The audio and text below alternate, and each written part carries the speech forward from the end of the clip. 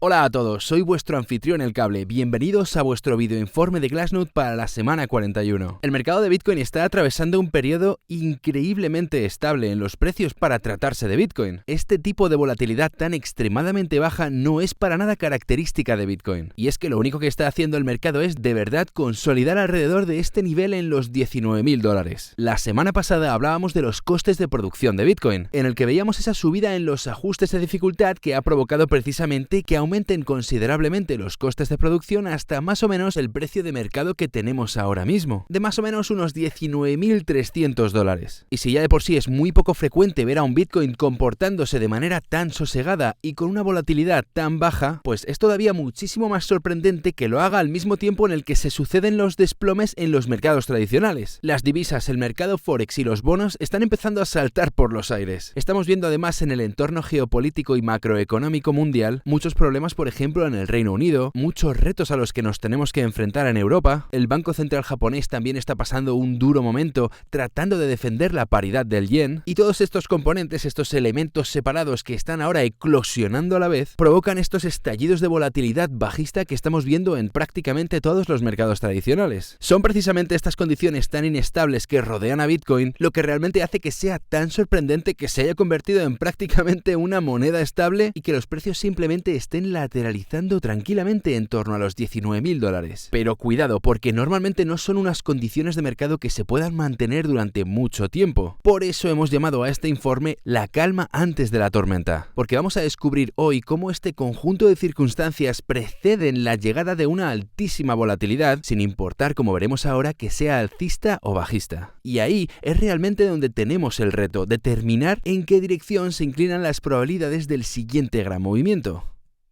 Entonces, hoy vamos a enfocar las cosas desde varios puntos de vista diferentes. Lo primero va a ser la puntuación de la tendencia de acumulación, una métrica relativamente nueva que hemos publicado hace unos meses, acuñada por nosotros aquí mismo en Glassnode. ¿Por qué esta métrica en particular? Porque queremos evaluar en detalle la estructura de mercado que nos encontramos ahora mismo en la gráfica en relación a la última vez que vimos una estructura de mercado extremadamente similar. ¿Cuándo fue? Pues precisamente en noviembre del 2018, justo antes de que el precio se desplomase nada menos que un 50%. Pero además también es una estructura que nos encontramos justo antes del grandísimo impulso alcista que nos propulsó hasta los $14.000 más o menos en abril del 2019. Así que nos tenemos que remangar porque hay dos puntos de vista opuestos y tenemos que entender de qué manera se parece mucho nuestra actual estructura y en qué otros aspectos es diferente. Algo que va a quedar bastante claro gracias a que nos vamos a centrar además en el comportamiento de las ballenas. El motivo es muy sencillo. Estos grandes inversores suelen estar casi siempre del lado ganador. Son estos profesionales de la inversión los que siempre salen victoriosos ciclo tras ciclo. No son infalibles, pero al menos durante la mayor parte del tiempo tienen la razón en sus decisiones.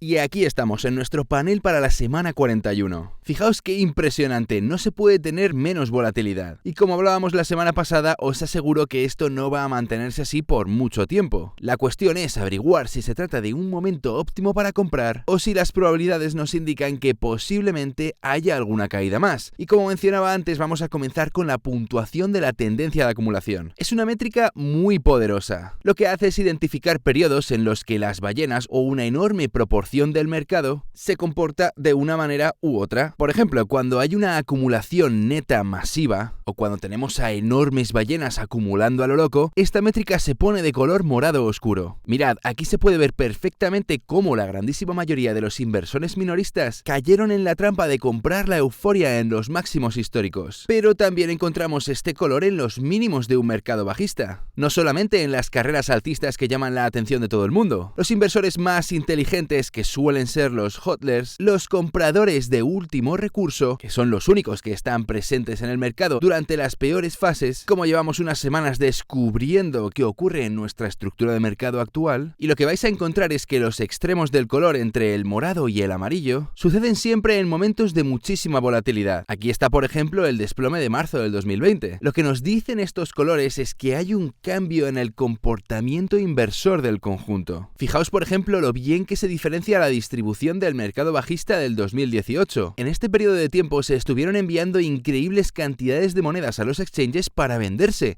Lo único que quería la gente era recuperar su dinero, o al menos la parte que pudiesen, soltando sus posiciones a cualquier precio. Esa misma distribución se produjo exactamente en los máximos de nuestro actual ciclo de mercado. Fijaos cómo la distribución neta del dinero inteligente provocó que toda esa presión de venta impidiese el avance del precio, dando forma a este patrón de máximo redondeado. Fijaos también cómo en el actual máximo histórico que imprimimos en el mes de noviembre del 2021, no solo los jugadores más grandes del mercado, sino también los inversores minoristas se abalanzaron sin pensarlo a recomprar lo que parecía una buena oportunidad, una recaída antes de continuar con el estallido alcista. ¿Cómo sabemos que ambos grupos estuvieron acumulando en ese momento? Gracias a esta siguiente métrica de la que hablaremos ahora en un momento. Pero de nuevo, antes de eso, el poder de esta métrica es que es capaz de identificar en qué puntos de la estructura de mercado se produce un cambio en el comportamiento inversor, cuándo hay algo que lo cambia todo y que hace que las cosas a partir de ese punto vayan a ser diferentes. Ahora, como decía antes, nuestra actual estructura de mercado se parece bastante a este periodo de aquí. Los que conocíais a Bitcoin por aquel entonces difícilmente lo habréis olvidado, porque durante una buena cantidad de meses Bitcoin estuvo oscilando con una bajísima volatilidad en torno a los $6.000, antes de por supuesto sumergirse un 50% hasta los $3.000, estableciendo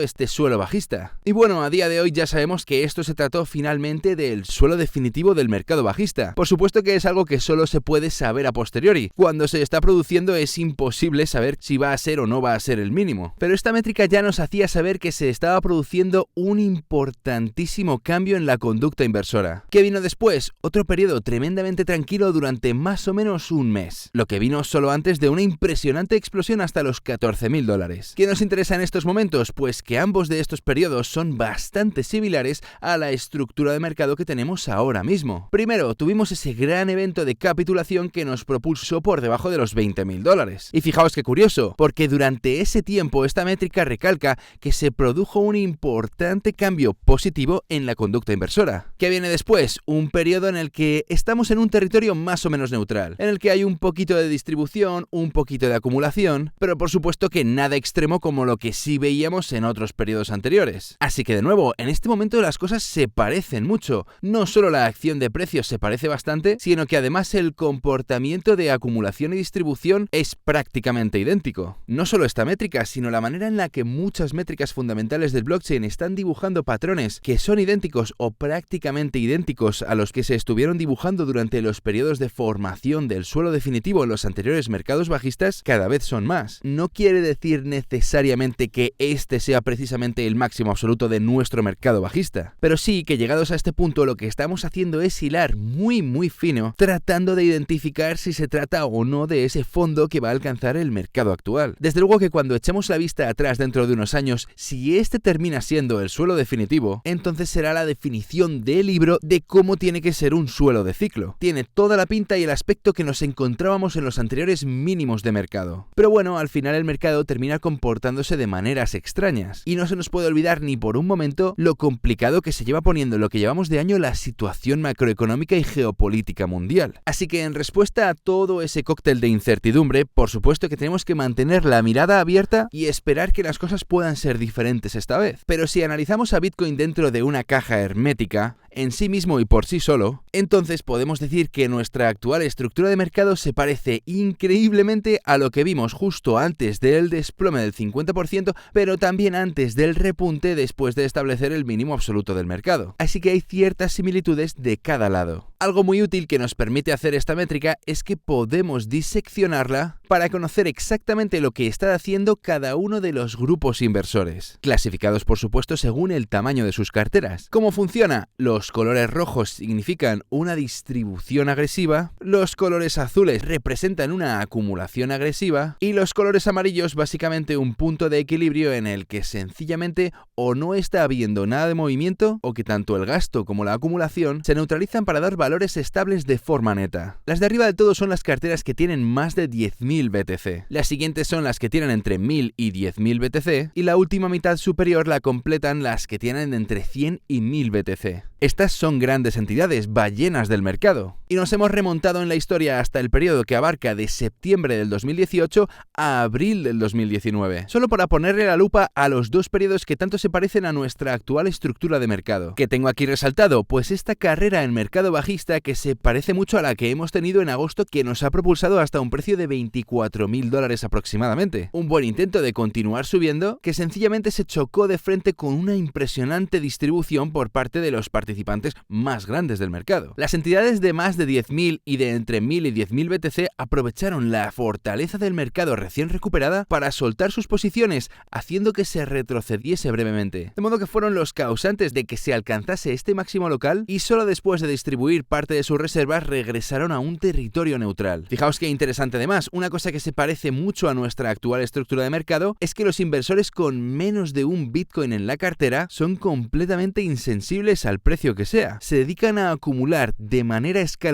sin importar el precio, sin importar el momento del año, ni lo que esté pasando en el mercado. Son inversores de altísima convicción que comprenden lo que tienen entre manos y que sencillamente no dan su brazo a torcer. ¿Qué vamos a hacer ahora? Adelantarnos en el tiempo hasta nuestra actual estructura. Lo primero, en aquel momento estábamos rondando unos precios de más o menos unos $3.000. Teniendo en cuenta que nuestro máximo de $24.500 casi representa un por 10 en la valorización del activo, pues entonces se puede decir que en cuanto al valor económico, las ballenas con 100 Bitcoin eran por aquel entonces las ballenas con 1.000 Bitcoin. Así que mirad, se ha producido un cambio en la distribución del balance de estas ballenas. Mirad cómo además este repunte en mercado bajista ha terminado enfrentándose al mismo problema, una gran distribución por parte de los mayores participantes del mercado. Las ballenas de más de 10.000 BTC llegaron un poquito más tarde a la fiesta, pero fijaos cómo las entidades de entre 1.000 y 10.000 BTC le están llevando la contraria a todo el mundo, porque han empezado ya a reacumular silenciosamente. Y a fecha de hoy la distribución de los demás grupos de inversores se encuentra en un barómetro totalmente neutral, así que eso nos sitúa en una fase de equilibrio. E interesantemente, incluso los participantes minoristas ahora mismo también han relajado sus patrones de acumulación. Para mí esto es reflejo directo de los altísimos niveles de incertidumbre que tenemos que barajar en nuestro día a día los inversores minoristas. Pero sea como sea, lo que está claro es que esta estructura de mercado es bastante similar a la que teníamos en el suelo del anterior ciclo bajista, donde las ballenas aprovechan los repuntes del mercado para soltar posiciones y que cuando el mercado recupera la tranquilidad, el comportamiento inversor cambia al unísono. Es interesante ver que desde muchos ángulos y desde muchos puntos de vista respaldados por ya una buena cantidad de métricas, que el mercado ha alcanzado un importante punto de equilibrio relativo. Y ya que hemos establecido la influencia de las ballenas para determinar dónde se asientan esos máximos en los repuntes de un mercado bajista, y que además esas mismas ballenas también cambian su comportamiento en el momento en el que el precio se da la vuelta, pues nos interesa saber dónde está ubicado su coste base. Es decir, a qué nivel de precios estarían ellas dispuestas a hacer una buena aparición en escena para defender sus precios de adquisición medios. Lo primero que hay que tener en cuenta es que las ballenas operan dentro de un marco de temporalidad muchísimo más amplio. Y además, para matizar nuestros cálculos, vamos a tener en cuenta solo aquellas monedas que están o bien enviando a los exchanges o bien retirando de los exchanges. En otras palabras, solo vamos a tener en cuenta aquellas monedas que se retiren de un exchange y que vayan a parar a carteras que tengan un balance de más de 1.000 BTC. ¿Y qué periodo de tiempo nos interesa? Desde el año 2017 en adelante.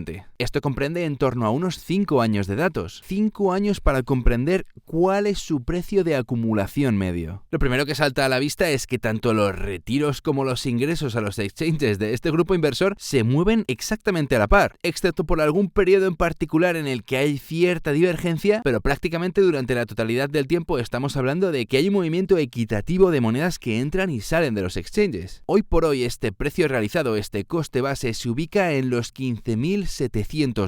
O sea que a día de hoy las ballenas con más de 1.000 BTC tienen un coste base, un precio de adquisición medio, ubicado exactamente en los $15.000. Es algo muy interesante porque estamos sencillamente orbitando justo por encima de ese nivel. ¿Por qué es importante conocer este dato? Porque es un nivel de una significancia y un valor psicológico fundamental. Y como con cualquier otro nivel psicológico, es importante prestarle mucha atención. Porque si vemos que el precio cae efectivamente hasta más o menos los $15.000 y estas ballenas entran en escena escena para defender sus posiciones, entonces veremos cómo este nivel actúa de soporte. Pero cuidado, porque me imagino que algunos de vosotros ya os habréis dado cuenta, en este mercado bajista también estuvimos orbitando justo por encima de su coste base durante un buen periodo de tiempo y finalmente no fueron capaces de defender ese nivel cuando llegó el momento. Así que si rompemos a la baja este nivel, sin duda, se podría estar produciendo un gran evento de capitulación en el que precisamente la contribución de estas grandes ballenas se manifieste en forma de mucha presión de venta. De nuevo, no estamos tratando de leer el futuro. Lo que sí que queremos saber es dónde se encuentran ubicados esos importantes niveles de precio y estar preparados para saber qué esperar en caso de que se alcancen y saber reaccionar acorde si se respetan o si se perforan. Lo que queremos es construir un marco de razonamiento empírico que nos haga conocer dónde se ubica el mayor potencial de riesgo. Que al final es de esto precisamente de lo que se trata y para lo que utilizamos estas herramientas. Ahora que tenemos una mejor perspectiva acerca de lo que están haciendo estas enormes ballenas, necesitamos hablar de la rentabilidad del mercado en su conjunto.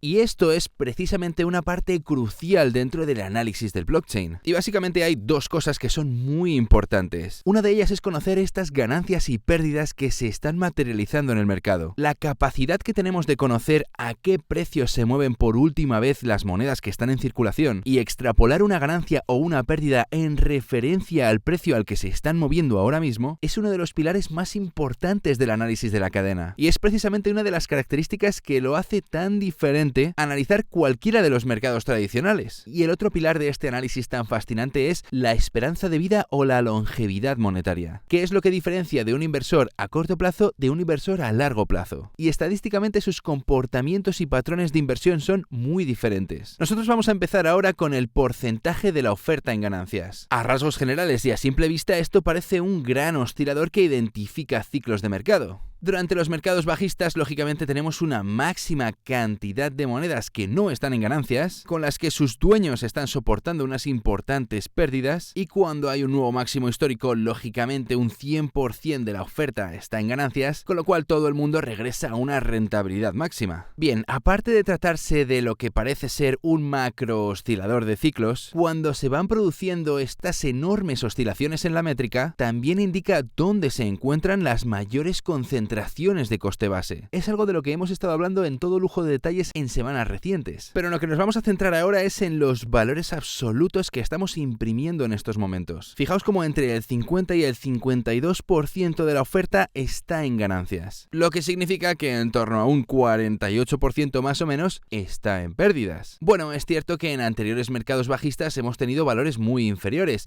de en torno a un 40 o un 42% de la oferta total en pérdidas, lo que nos hace pensar por un momento en todas las monedas que se han ido perdiendo a lo largo del tiempo. Por ejemplo, las monedas de Satoshi, asumiendo que no caigamos nunca a un precio de cero, pues sus monedas siempre van a estar en ganancias. Los primeros mineros que llegaron a la industria cuando Bitcoin costaba unos $10 también siempre van a estar en ganancias. Así que todas esas monedas a las que ya no se tiene acceso o que se han ido perdiendo van a contribuir inevitablemente al porcentaje de oferta que se encuentra en ganancias. Bien, quedaos con este concepto porque además nos encontramos que a lo largo del tiempo vamos dibujando una trayectoria ascendente. Y es por esto que en nuestro siguiente estudio hemos querido incorporar las monedas de más de 7 años de edad en estas franjas moradas de aquí. Y claro, a ver, es algo bastante complicado porque algunas monedas sí, sabemos que efectivamente se han perdido, pero otras sencillamente tenemos que asumir que se han perdido. Llevan tanto tiempo inactivas que estadísticamente se podría asumir que se han perdido. De modo que lo que hacemos aquí es simplemente tenerlas en cuenta. Lo que queremos conocer es el impacto que están teniendo estas monedas sobre la oferta en ganancias, y lo hacemos para tratar con esto de ser más realistas a la hora de determinar nuestras expectativas acerca de la dirección que debe seguir el mercado. Cuando extraemos la influencia y el peso que tienen estas monedas de más de 7 años, lo que hacemos es reducir el impacto que tienen sobre la métrica, es decir, que nos centramos únicamente en aquellas monedas que están económicamente activas. Fijaos cómo esta tendencia ascendente de la que os hablaba antes ya no solo se produce desde el desplome del 2019, ya va siendo un patrón que empieza a materializar realizarse desde los inicios de Bitcoin. Bien, la línea amarilla es de la que estábamos hablando hace justo un momento, y la línea azul representa las monedas que asumimos que se han perdido. Antes de seguir, volvamos un momento arriba porque acordaos de que cuanto más bajo sea este valor, mayor dolor hay presente en el mercado. Lo que tratamos de encontrar con este concepto en mente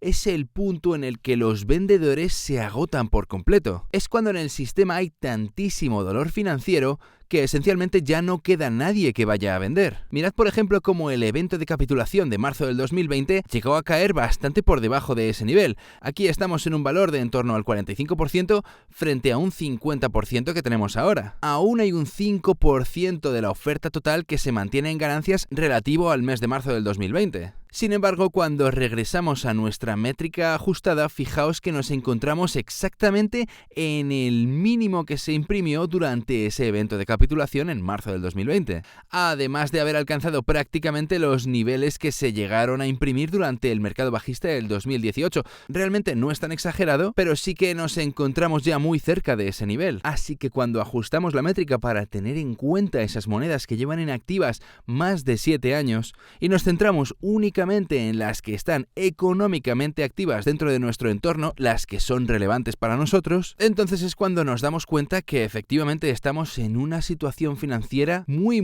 mala cuando tenemos en cuenta al conjunto del mercado. Es un mercado bajista que está siendo muy crudo para el conjunto inversor, porque las pérdidas que acarrea ya el mercado han llegado ya a eclipsar las tremendas ganancias que representan las monedas perdidas, las monedas de Satoshi y las de los primeros mineros. Al realizar estos ajustes sabemos lo que está ocurriendo de verdad con los participantes de nuestra economía actual. También podemos verlo desde la óptica de las ganancias relativas no realizadas. Lo que hace es calcular las ganancias en términos de dólares americanos como una proporción de la capitalización de mercado que después de todo a día de hoy se ha quedado en el sistema. ¿Y dónde nos ubica esto? Bueno, pues justo por encima del nivel más profundo del mercado bajista del 2018-2019, por encima también de los niveles alcanzados durante la capitulación de marzo del 2020, y esto quiere decir que puede que aún queden por estrangular algunas posiciones. Es decir, hay una proporción del mercado que aún es susceptible a vender si las cosas se le ponen complicadas, y que solo cuando estos que quedan por vender lo hagan, se alcance por fin ese nivel de agotamiento vendedor que necesitamos para establecer el suelo definitivo. Aunque si le damos una pequeña vuelta de tuerca nos encontramos con las ganancias y pérdidas netas no realizadas. Se trata de la misma métrica anterior, lo único que esta lo que hace es mostrar una comparativa directa con la capitalización de mercado. El impacto de este mercado bajista es bastante parecido, aunque al menos sí hemos llegado ya a los niveles de dolor financiero que atravesamos durante la capitulación de marzo del 2020. Pero hay que mencionar que el mercado bajista del 2019 fue mucho peor, y llegamos a sumergirnos mucho más en esta métrica. Entonces, si queremos interpretar los datos tal cual nos llegan, sería razonable esperar que aún se produzca una capitulación más. Y no podemos olvidarnos porque es una realidad, es posible que ocurra, aunque en mi opinión es una conclusión sobresimplificada. No creo que sea esta precisamente la manera más correcta de enfocarlo, porque cuando ajustamos la métrica para que tenga en cuenta esas monedas perdidas de las que llevamos hablando durante toda esta entrega, encontramos esta nueva métrica.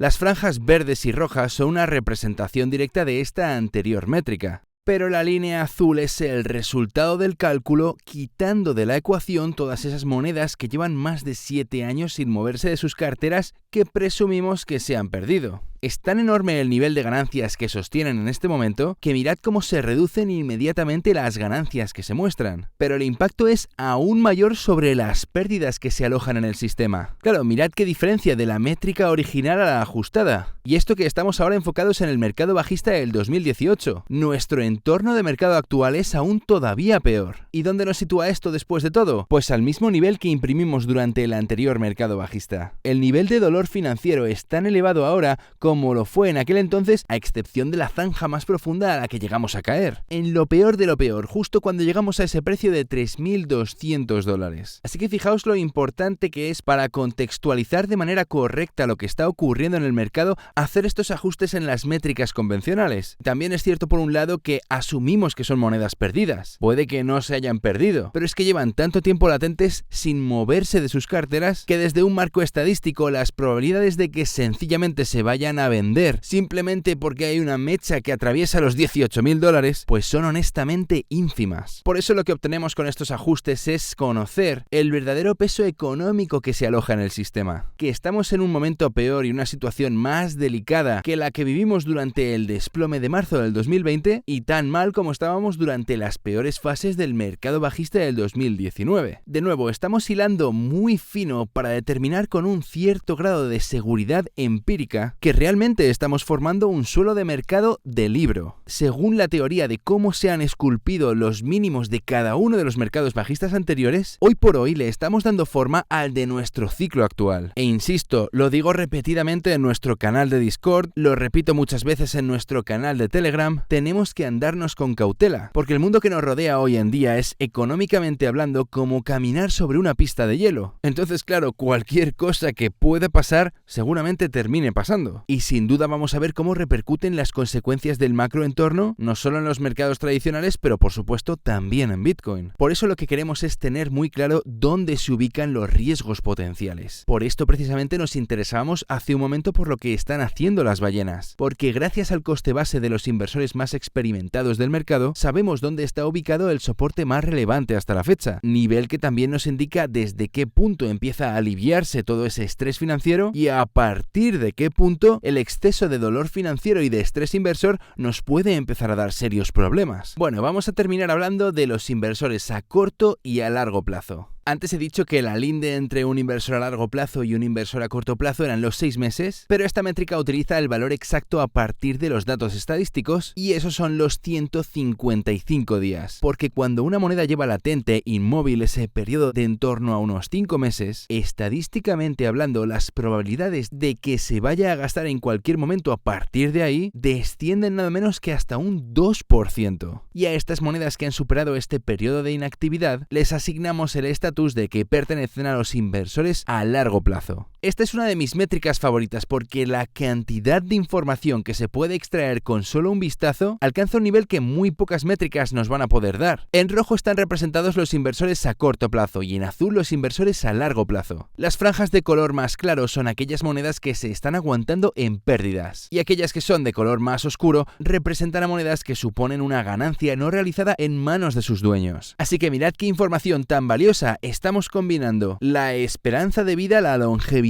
de una moneda con las ganancias o pérdidas que alberga esa moneda. Es como haber encajado dos piezas fundamentales del puzzle. Bien, quiero llamaros la atención sobre esto. Mirad, es como un valle de pérdidas que se ensancha y se ensancha cada vez más. Para empezar, los inversores a corto plazo están prácticamente en un 100% de pérdidas todo el tiempo, que es en términos generales exactamente lo que nos encontramos ahora mismo. Es decir, todo el que compró en los últimos 5 meses está sobrellevando unas pérdidas no realizadas con esa compra y al mismo tiempo una proporción enorme y cada vez más grande de inversores a largo plazo se encuentran en pérdidas. De hecho, con esta última capitulación la proporción de los inversores a corto plazo que estaban en pérdidas se disparó por completo y en conjunto fijaos lo enorme que es la proporción del mercado que aguanta pérdidas en sus posiciones. Otro dato muy importante, fijaos cómo durante todo el mercado bajista la línea azul continúa ascendiendo. Significa que a pesar de estar en pérdidas son monedas que están en manos de inversores a largo plazo. Gente que está más que dispuesta y comprometida a aguantar cualquier clase de volatilidad que se les venga encima. Creen tanto en Bitcoin, significa tanto para ellos, que la volatilidad en la acción de precio simplemente no les asusta. Volvamos al presente, fijaos en la anchura que cobra ya esta franja azul. ¿Qué estamos viendo? Exactamente la misma clase de comportamiento. De nuevo, hemos alcanzado un punto en el que la proporción del mercado que está en pérdidas es sencillamente inmensa. Empezando por los inversores a corto plazo, casi la totalidad de ellos están aguantando pérdidas. Y en todo el mercado, algo más del 80% de las monedas en circulación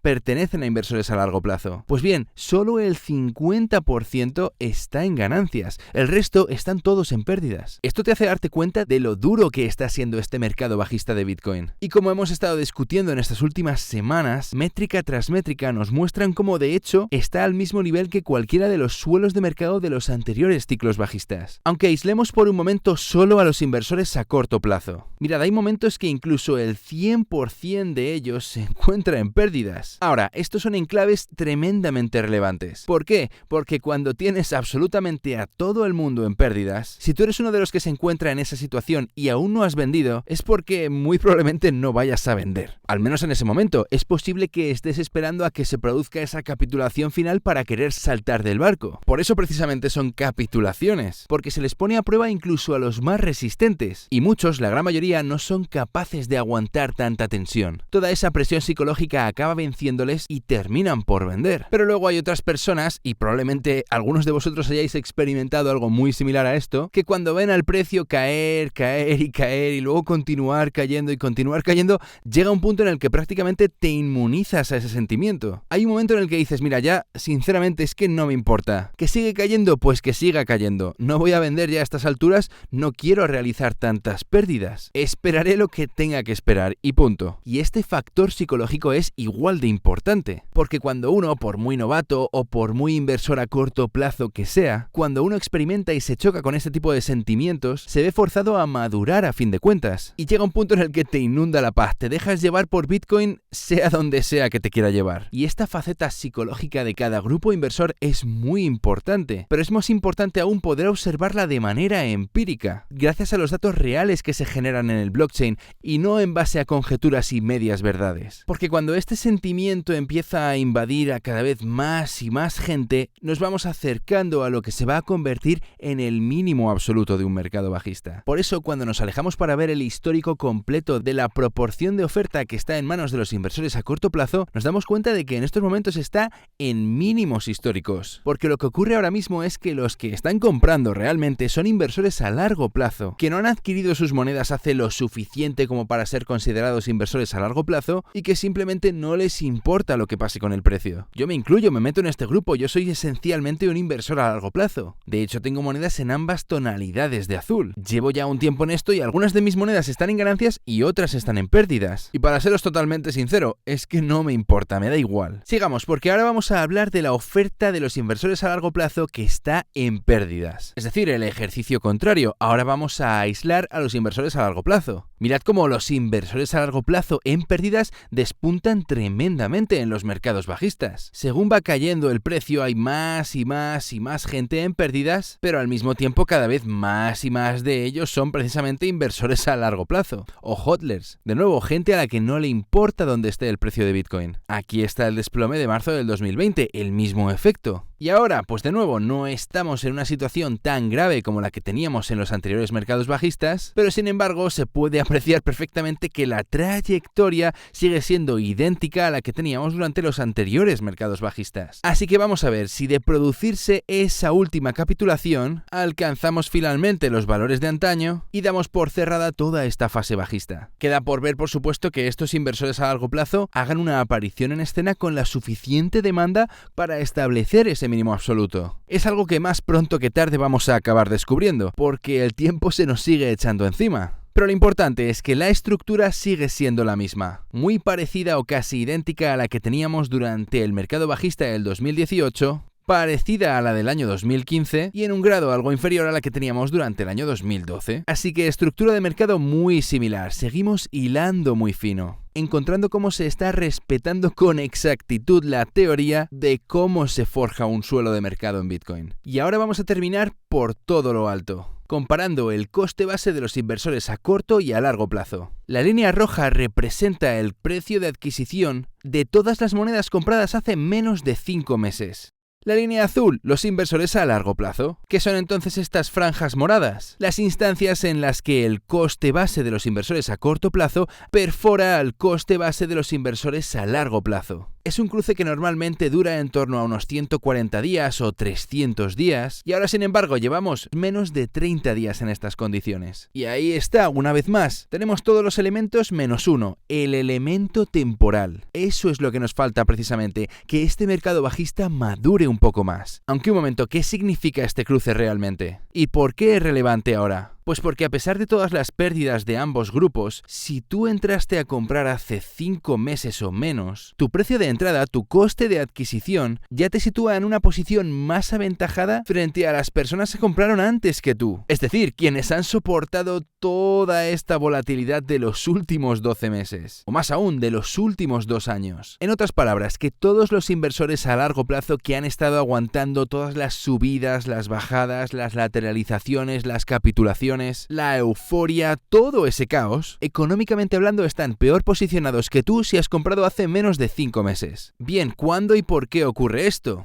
Ocurre cuando el coste base de los inversores a corto plazo desciende de manera muy abrupta y muy rápida durante precisamente una fase de capitulación. ¿Por qué pasa esto? Pues porque los inversores a largo plazo que han tenido que soportar la lavadora, los quebraderos de cabeza y todo el estrés psicológico que han supuesto todas las subidas y bajadas y la increíble volatilidad que han tenido que atravesar, terminan por decir, mira, hasta aquí hemos llegado. Por favor, sácame de aquí porque no puedo más. Odio oficialmente a Bitcoin y no quiero volver a saber nada del tema. Y son monedas que salen disparadas al mercado de todo tipo de carteras. Los inversores a largo plazo, los inversores a corto plazo, las ballenas, los minoristas, todo el mundo capitula en esos momentos. ¿Y qué ocurre? Que alguien tiene que llegar y adquirir esas monedas. ¿Quiénes son? Precisamente esos nuevos inversores a corto plazo. Un grupo recién llegado en el mejor momento, económicamente hablando, en el peor momento del mercado, que adquiere monedas a un precio que les facilita la decisión de no tener que volver a venderlas. Porque después de toda la purga que se lleva a cabo con la última capitulación, rara vez el precio vuelve a estar por debajo de su precio de adquisición. Y cuando esto pasa, es cuando oficialmente entramos en el periodo de formación de ese mínimo. Así que ahí estamos, en un momento muy interesante, muy delicado. Hay que ver qué va a pasar a partir de aquí. Aunque, como he dicho, apenas algo menos de un mes,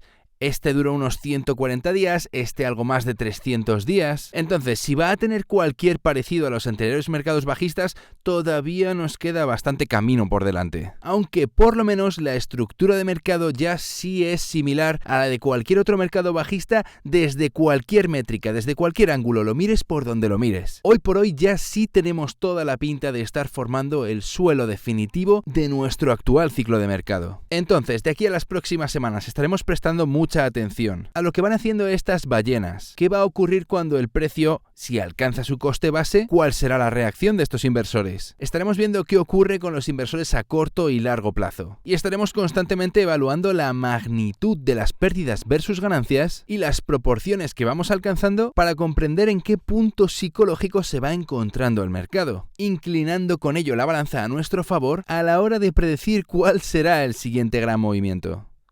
Como siempre y una vez más, gracias por haber estado aquí en esta nueva sesión. Que sepáis que leo todos y cada uno de los comentarios que me dejáis aquí en YouTube, pero más importante aún es la conversación que tenemos abierta acerca de toda esta perspectiva de mercado en nuestro servidor de Discord, el cual encontraréis en el comentario fijado dentro de la sección de comentarios de este mismo vídeo. Allí podréis hacerme cualquier pregunta y resolver cualquier duda que tengáis acerca del funcionamiento, el significado o la relevancia de cualquiera de estas métricas. Así que de corazón, espero veros por allí y entre tanto, nos vemos en la siguiente.